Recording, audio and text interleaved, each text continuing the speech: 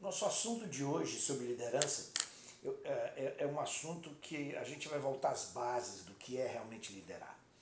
Eu falei logo no início que liderar, diferente de gerenciar, era fazer acontecer as coisas que têm que acontecer em tempo hábil de forma correta, através de outras pessoas, porque elas querem e o fazem com entusiasmo e sem medo de perder o emprego.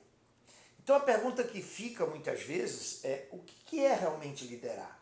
O Forster disse certa vez uma coisa interessante. Ele disse que uma pessoa com paixão é melhor do que 40 pessoas apenas interessadas. Warren Bennis ele definiu a liderança como a capacidade de criar uma visão convincente e traduzir esta visão em ação, mantendo-a firme ali de forma inquestionável para as pessoas poderem seguir e estar junto, conseguir acompanhar.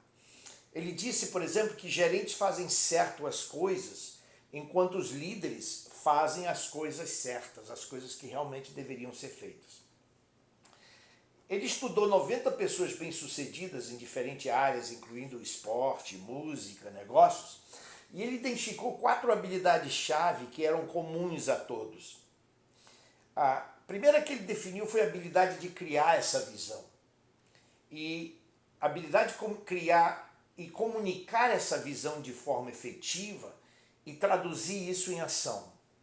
Também a habilidade de forjar uma relação forte entre ele ou você, o líder, e as pessoas que vão te seguir através da manutenção do foco e da consistência nessa visão. E a gestão de si mesmo, que é a habilidade de saber quais são as tuas fortalezas e as tuas limitações. E quais são as fortalezas e limitações dos outros.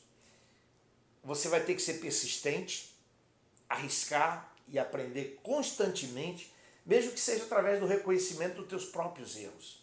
Isso é uma coisa incrível na liberdade de expressar aquilo que você sente, passar para os outros e para as pessoas que você está lidando, o que realmente você acredita. A pergunta que fica no ar agora é: os líderes já nascem líderes ou eles são feitos? O John Adair ele desenvolveu 3 abordagens funcionais para a liderança totalmente contrária a todas as abordagens que tinham sido feitas até aquele momento. Ele definiu uma como abordagem qualitativa, que assume que os líderes já nascem líderes e não são feitos, e que há traços da personalidade inatos que os fazem líder. A dificuldade é definir que traços são esses. Por exemplo, como é que a gente pode definir coragem ou iniciativa? E tem abordagem específica, que assume que a tarefa determinará o líder mais efetivo. Ou seja, o líder vai variar de acordo com a tarefa. Isso implica uma constante mudança do líder a fim de ter a melhor pessoa a todo momento.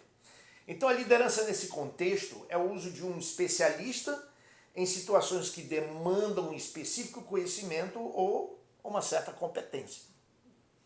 E a abordagem de grupo, que assume que não há necessidade de um líder, mas sim de liderança, e que a pessoa com o estilo correto vai emergir para responder àquelas circunstâncias, definida como uma liderança democrática. Quer dizer, a pessoa surgiu em função de tudo aquilo que estava acontecendo e do que aconteceu. E a liderança de ação centrada de Adair leva em conta todas essas abordagens e reforça que o que o líder faz é mais importante do que ele é.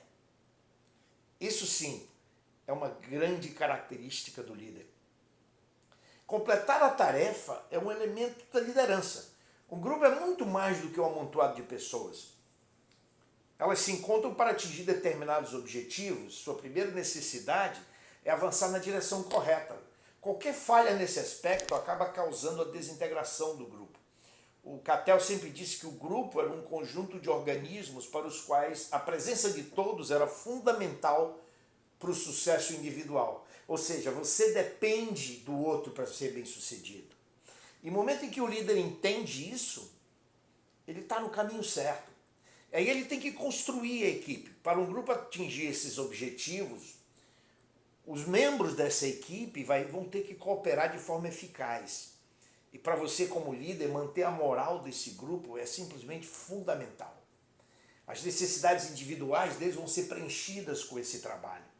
Então, se as necessidades de um indivíduo não são correspondidas, esse indivíduo se desconectará do grupo, física ou psicologicamente. E aí você falhou como líder. Isso é importante, manter o grupo unido para não perder essa característica principal. Então, você sendo líder, você tem que lembrar que as pessoas não deixam as empresas, elas deixam as pessoas. Isso é o aspecto mais importante que deve ser considerado. E é justamente sobre isso que nós vamos falar também no nosso próximo vídeo, que é aquela fusão entre tarefa, a equipe e o indivíduo, e o cruzamento desses 3 círculos dentro desse processo de liderança. Até semana que vem.